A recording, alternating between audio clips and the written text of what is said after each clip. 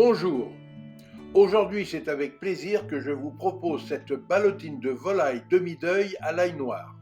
Si l'ail est reconnu pour ses vertus médicinales depuis près de 5000 ans, la recette de l'ail noir fut élaborée au Japon dans les années 2000 à partir de têtes d'ail fraîches, mises à maturer durant 15 à 20 jours dans un espace clos, chauffé entre 60 et 80 degrés et avec un taux d'humidité de 70 à 90%. Grâce à cette technique, les sucres naturellement contenus dans la chair de l'ail se caramélisent et les gousses deviennent d'une couleur noir charbon. Lors de sa dégustation, l'ail noir se révèle extraordinairement fondant avec des notes sucrées, même acidulées, qui rappellent le goût de la sauce soja ou du vinaigre balsamique, ce qui en fait un ingrédient de choix.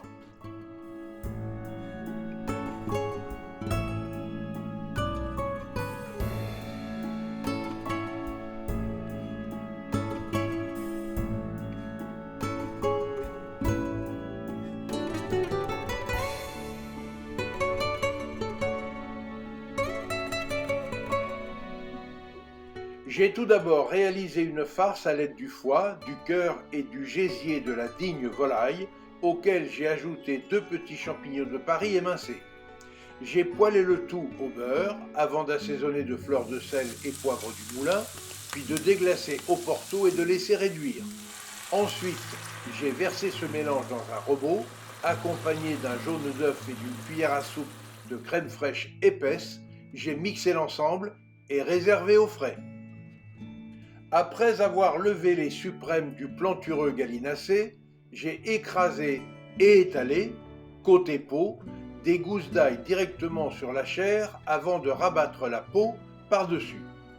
J'ai alors retourné les suprêmes pour les assaisonner de fleurs de sel et poivre du moulin, puis je les ai enduits généreusement de la farce préalablement préparée et j'ai enfin formé 2 ballotines en roulant bien serré l'ensemble dans 3 couches de film alimentaire.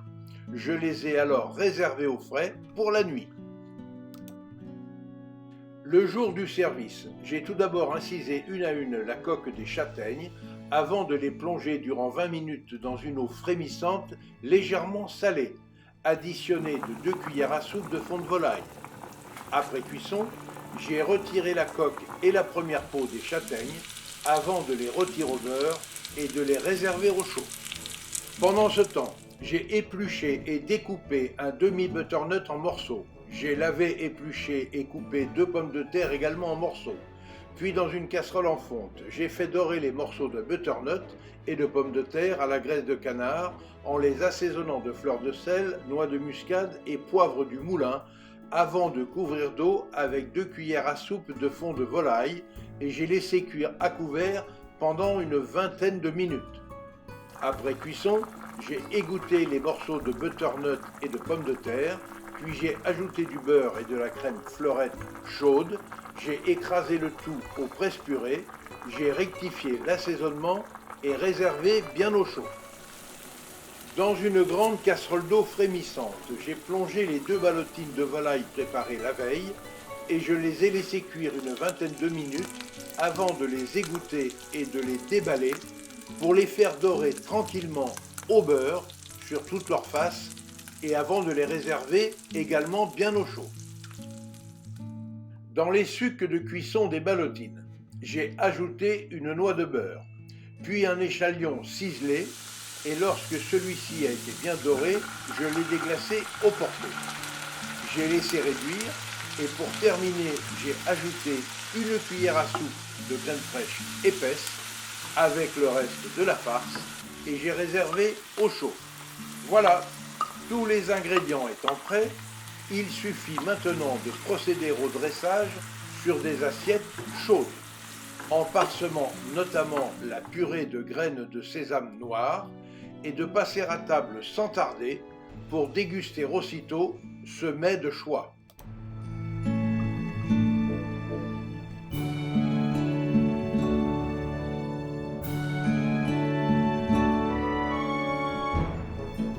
Pour accompagner cette recette particulièrement savoureuse, j'ai servi un excellent côte rôti, millésime 2006, du domaine Villa Béat, situé à Condrieu, dans le département du Rhône.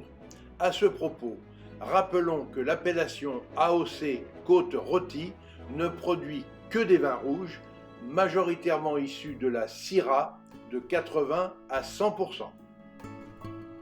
Enfin, et n'oubliez pas, pour suivre facilement mes recettes et nos reportages, abonnez-vous à notre chaîne Escapades et Découvertes TV, c'est gratuit. Et surtout, obligez-vous à faire travailler les producteurs locaux de vos régions. Vous participerez ainsi à la sauvegarde des artisans du goût français.